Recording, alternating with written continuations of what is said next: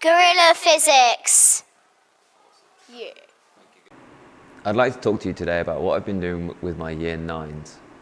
We're teaching a new GCSE specification, so there aren't published resources out there. There aren't schemes of lessons that I can just follow.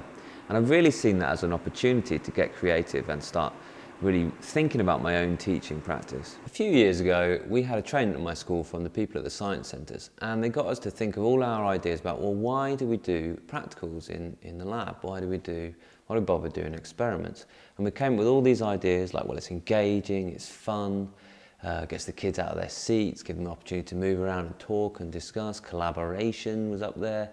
All the ideas. Coursework, we had to do practicals to get coursework marks. That was really important. And what he said to us was, well, none of you said you do experiments because that's what science is.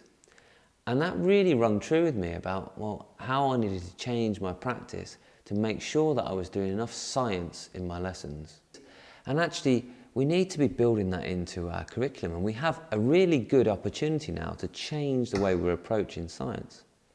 We're not going to do coursework next year, and a lot of people have been saying to me, well, does that mean we're not going to bother doing experiments? We're just going to focus on content. Well, I find that a bit frightening, and I think kids, when they come into science, they'll find that frightening too, because they're going to have somebody at the front of their class just teaching them stuff. You've got to remember this, you've got to understand that, you've got to apply this, without actually getting to grips with science for science sake. And I think that's really, really a difficult place for them to be. I'd be worried if I had to go every day into a classroom where one guy at the front knew everything and I was expected just to listen and learn and be as good at it as he is by the end of the lesson.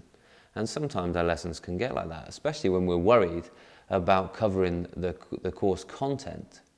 So I'm suggesting what you do in your subject teaching is you actually show what can be achieved in your subject. So you show the amazing artwork, the beautiful music that you can come up with. And then you give them ways to achieve that. So you teach them the skills and you let them worry about all of the content and everything they've got to do for the exam. The first thing we did was just to give them the whole specification, and I put the responsibility for learning right on them. And I said, I'm not going to spend a lot of time teaching you from the front of the class. I asked them to pick parts of the specification they had come across before, and I asked them to teach each other first. So they actually planned lessons. And they came up with some amazing resources, and they had great fun doing it as well. But really the important point was I had a lot of conversations about how people learn. And I talked about, why do your teachers do starters, mains and plenaries? What is the purpose of a starter? What's the purpose of a plenary? And so they got the impression of how they were going to learn as well. Then I told them to plan an experiment, and there were some suggested practicals on the scheme, on the syllabus that I gave them. And I said, pick an experiment, do it. And doing this, I taught them experimental method, and I gave them a kind of standard format that I wanted them to go through, everything that needs to be in there, talked about variables and all that. And actually, hopefully they picked up some of the scientific method there. And then what they did is they presented those experiments back to each other. So at the end of the day, the whole class had a look at every experiment that was in that first part of the syllabus. Then I asked them to do a research part of a part they weren't familiar with, that they weren't so sure about. And I talked to them, well, science involves experiments and it involves researching. And I asked them to make something, and I was really impressed with the creative ideas they come up with. People were making board games, people were making amazing posters, and importantly, they came up with really interesting questions. Then I tested them. Now that was an important thing because their outcomes were actually really good. And yeah, I can't scientifically compare them with anyone, but just by taking a kind of finger dip understanding, yeah, they've been doing really, really well. And I think because they were taking that responsibility, they really made sure they understood what they were talking about. So why am I telling you this? Well, I hope you realise that probably didn't take me an awful long time to plan. But I hope you can see that I'm really enthusiastic, and I feel that the kids are doing really, really well with it. And most importantly, they're really enjoying their science this year. So I think it's a kind of model that other people can emulate. And here's the kind of things I've learned about it. I feel that learning should start with the exam criteria, and don't dumb these down. Don't put them into pupil speak, because essentially they're going to need to use those words in the exam. What I would suggest is that you divide up the half term into some little project blocks. And by project, I don't mean that I'm going to set an elaborate endpoint. I'm going to have an elaborate artifact for them to make that's going to take them hours and hours and hours. But it's a little cycle of learning. It's a little project. It's a little, let's start from a question and finish at a point. Just think about, where are you going to need to intervene in those projects?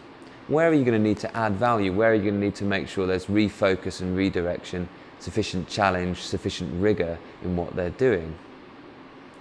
Now, when you're planning this miniature scheme of work, don't think about those learning criteria. You've given them the responsibility for learning the specification.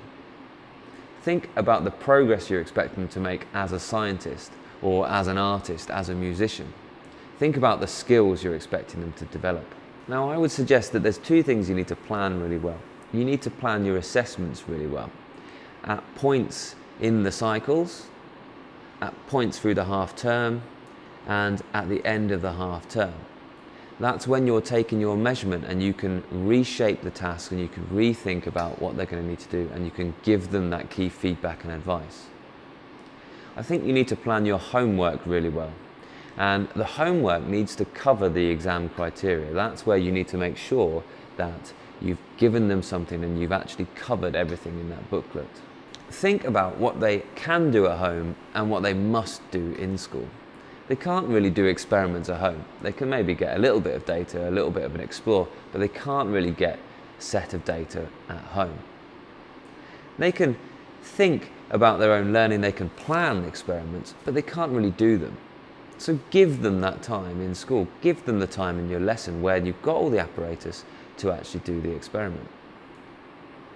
They can't talk to an expert on science necessarily at home. In their lessons, they've got you there, so be that expert for them.